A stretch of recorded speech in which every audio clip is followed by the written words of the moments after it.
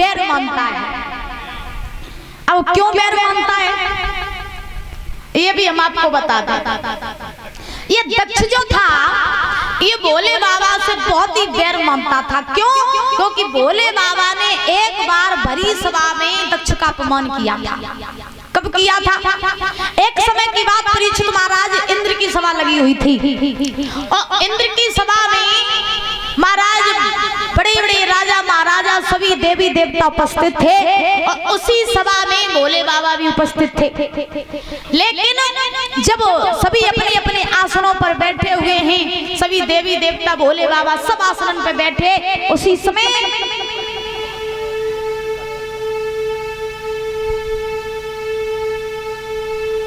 ये दक्ष जो था, तो जब दक्ष परीक्षित महाराज भोले बाबा की सभा में, वो इंद्र की सभा में पहुंचा, जब दक्ष इंद्र की सभा में पहुंचा तो पहुंचने के बाद में महाराज जैसे ही दक्ष पहुंचा तो बस सभा में एकदम से तेज प्रकाश हुआ।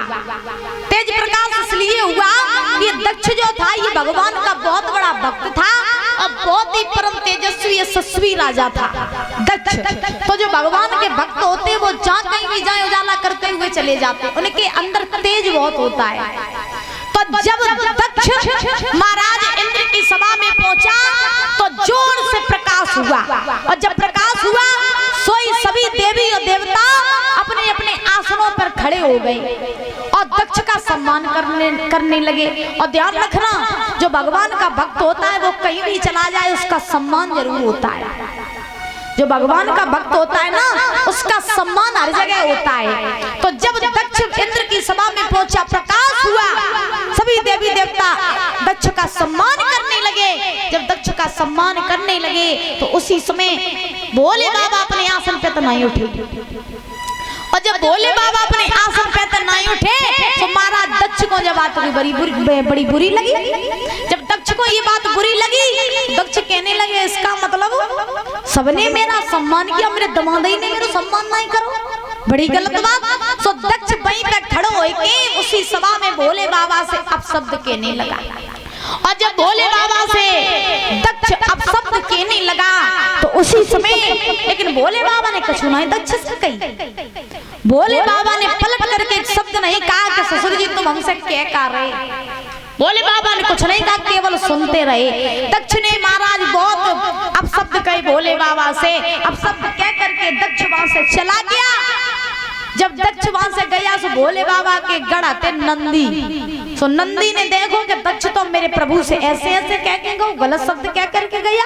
तो नंदी पे जब बात महाराजा जब नहीं भाई, तो नंदी ने श्राप दे दिया, दक्ष जाओ, तुमने देवों के देव महादेव का अपमान किया है, जाओ हम तुम्हें श्राप देते हैं। एक समय ऐसा आएगा जब तुम्हारा सर बकरे का लगेगा, तुम्हारा सर बकरे का लगेगा। दक्ष वहां से चला गया। उसी दिन से दक्ष ने ये सोचा था कि मैं अपने घर में कोई भी आयोजन करूंगा लेकिन भोले बाबा को नहीं बुलाऊंगा। इसी कारण से दक्ष ने यज्ञ में भोले बाबा को नहीं बुलाया।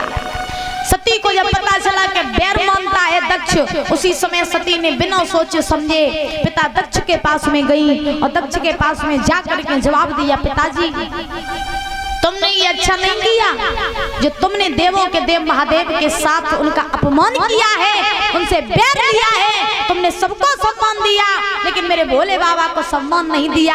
मेरे भोले बाबा ने हमसे सही कही थी कि पिता के यहाँ बिना बुलाए जाओगी सम्मान नहीं होगा। अब मैं अपने पति के पास में कैसे जाऊंगी, क्या मुंह दिखाऊंगी जा करके। आज सती को इस बात का बड़ा कष्ट हुआ और बहुत ही क्रोध भी आया।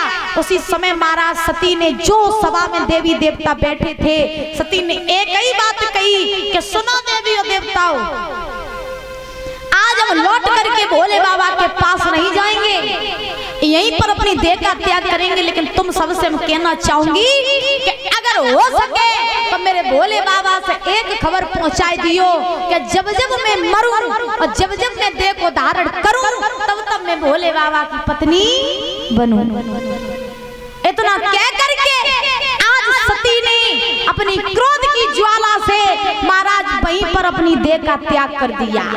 इतना क्रोध आया मैया सती को, इतना क्रोध आया। कोई कोई तो ये कहता है कि सती ने उसी यज्ञ कुंड में कूद गई और अपनी जल करके राख हो गई। नहीं, सती ने अपनी देह का त्याग किया था, वो भी क्रोध की ज्वाला से। ध्यान रखना, क्रोध बहुत बुरा होता है, क्रोध की अग्नि बहुत बुरी होती है। हाँ, क्रोध जब किसी व्यक्ति को आता है तो क्रोध अंदर अंदर खून जलाता है महाराज। तभी तो कहा जाता है क्रोध कम करना चाहिए है? मैया सती ने क्रोध की ज्वाला से अपनी देह का त्याग किया। इधर जब सती ने देह का त्याग किया तो गढ़ जो भोले बाबा ने भेजे थे वो गढ़ दौड़ करके भोले बाबा के पास गए। जवाब दिया, प्रभु मैया सती अपने पिता दक्ष के यहाँ पर गई थी, उन्होंने आपका अपमान देखा, वहीं पर मैया ने देह का त्याग कर दिया।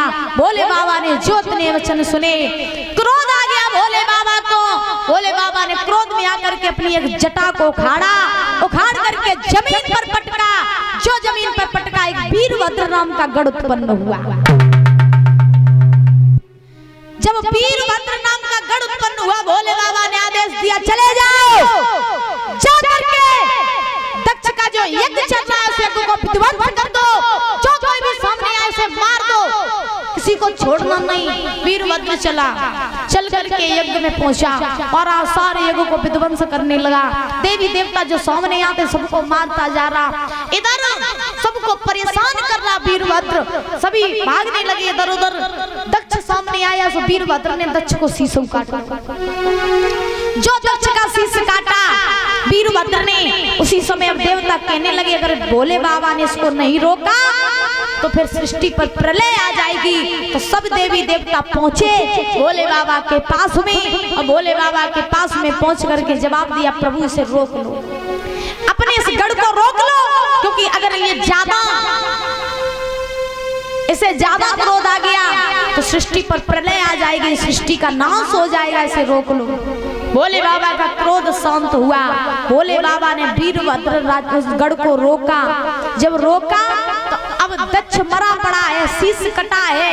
तो देवता कहने लगे, प्रभु ये दक्ष जो है अब जो हुआ उसे बिगाड़ा तो नहीं जा सकता। मैया सती ने देह का त्याग किया तो अब मैया सती को पुनः जीवित तो नहीं किया जा सकता, लेकिन प्रभु ये दक्ष जो है ये भगवान का बहुत बड़ा भक्त है, अगर ये जीवित नहीं होगा, यज्ञ पूरा नहीं होगा, ऐसा करो इसे जीवित कर दो, इसे जीवित कर दो। तो दक्ष को नंदी का श्राप भी लगा था कि इसका शीश बकरे का लगेगा। तो भोले बाबा ने जब देवताओं की विनती सुनी तो भोले बाबा ने अपने गढ़ों से कहा, सुनो, पृथ्वी पे जाओ और जाए कि ऐसो बालक ढूंढ के लियो जो हाल ही में जन्मा हो और जिस बालक की तरफ उसकी मैया पीठ करके सोई रही हो। ऐसा कहा जाता है कि जब बालक जन्म लेता है ना तो माताएं कभी भी अपने बेटे की तरफ पीठ करके नहीं सोती। सोती हो? कभी नहीं सोती। माताएं जब सोती हैं तो एक हाथ बच्चे के ऊपर रख लेती और बच्चे की तरफ मुख करके सोती हैं, कभी माँ पीठ करके नहीं सोती है।